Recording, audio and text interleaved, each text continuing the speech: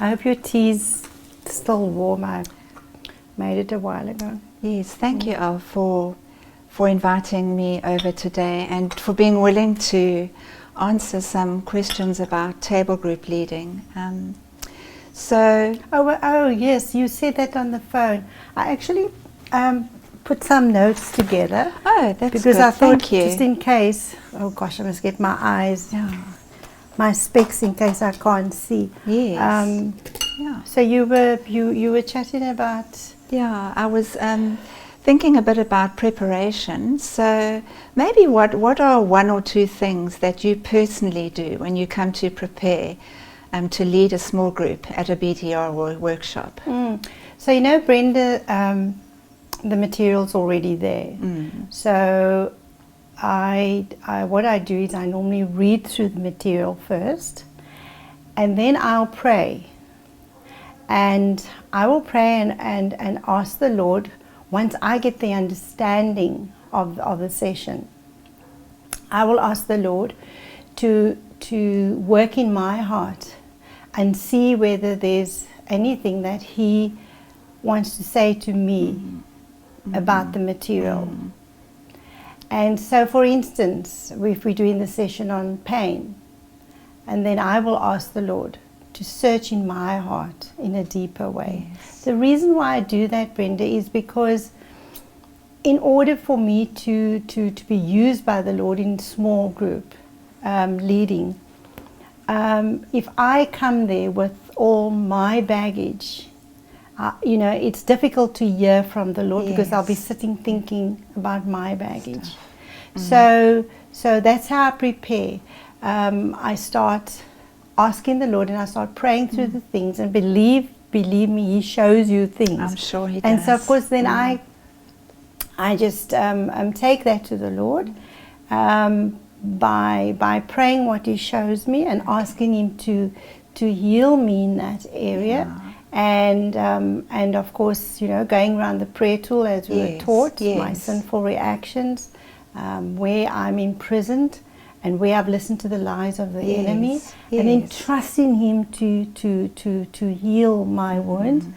And then I will start praying for each person individually. I'll start praying for that, for those people in my small group. Yes. Yeah. And sometimes when I'm praying, the Lord shows me how to pray for them, areas that that He wants me to pray for them, so that when I come to the group, it's not just a big shock, and it's not relying on myself. I come with confidence in the Lord, because He has shown me these things, and I come also with an expectant heart for me to learn, and also for Him to show me more.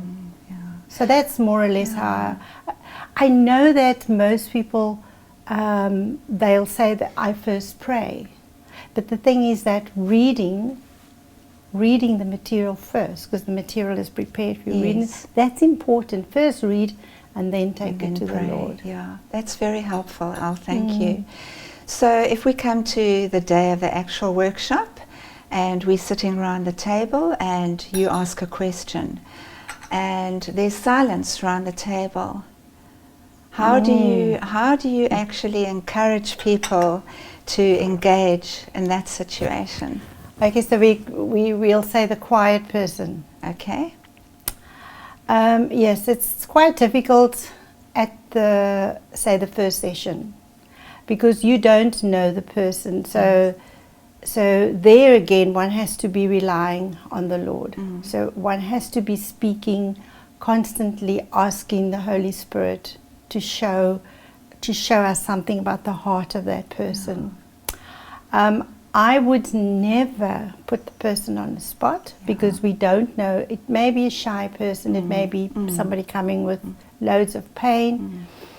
What I would do is I sometimes look the person in the eye, but in a kind way, and I would say, so Jane, what do you think?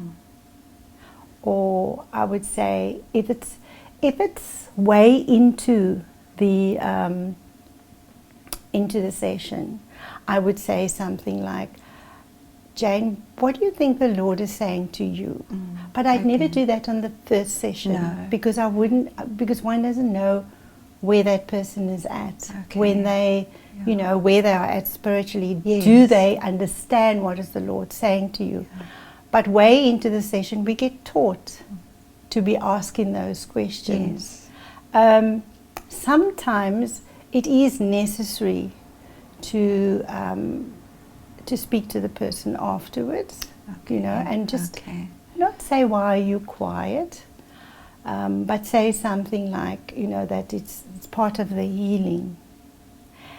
A very good way of when introducing yourself as the the table leader is to maybe say that, you know, that I would encourage you all to, you know, to participate in the conversations, because that's part of the healing. So then they know, and we're not putting anybody on the spot. So there's also the opposite situation then, where you may have quite a few people around your table who just want to share all their answers. Or you may have one really talkative person who wants to control the situation. How do you facilitate in such a situation? So I find that it is good to say again, at the beginning when you introduce yourself, that is at the very first session. And sometimes one has to reinforce it every time you do a new session, to say that, you know, for the sake of time, I will interrupt if your answers are too long. Also, one can say that be mindful that there are others that would like to share, so let's be mindful. If everybody has said something and you feel you want to add something, then please feel free to, but first give everyone else a chance. That's one way of doing it.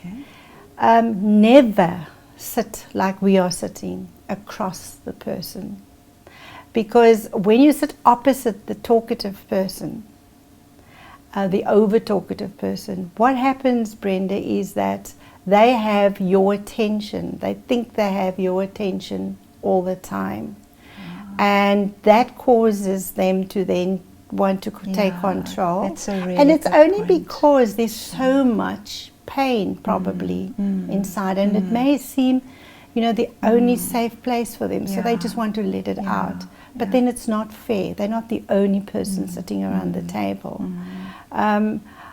There is a strong way that I do it. These, you know, you can be firm, I would say, and that is if the person just carries on regardless.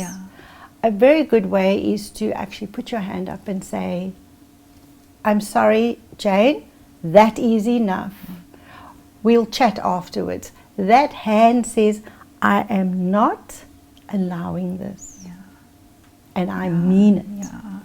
That's the strong way you'd go. And then say, you know, maybe at the very end of the session, if you'd like to speak to me, then you are welcome. 9 times out of 10, they don't come back. They don't come back. But if you see, also, you know, there may be this talkative person and the person starts crying. So just push the box of tissues there and carry on with your group. Because that's also a form of control. Where the person, whether it's the quiet person or the over talkative person, you know, will want to control the group. Are there any other questions? I think that's just been very helpful and encouraging. Thank you, Alieta. Okay. No, it's a pleasure.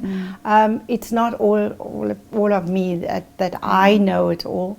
No, this is over the years that God in His goodness to me has taught me. So all glory goes to Him. I just want to say, when we started out, that was about 15 years ago, and we started doing these workshops, you know, when Gillian ran it, it wasn't small groups. it was just everybody sitting, Yes. you know, Yes. in a room. And so there are two ways of doing it. So what we're talking about is for small groups. Yes. But sometimes people prefer doing it, you know, without the small groups, just everybody together. So so I just thought I'd let you know in case. Thank you. Thank you.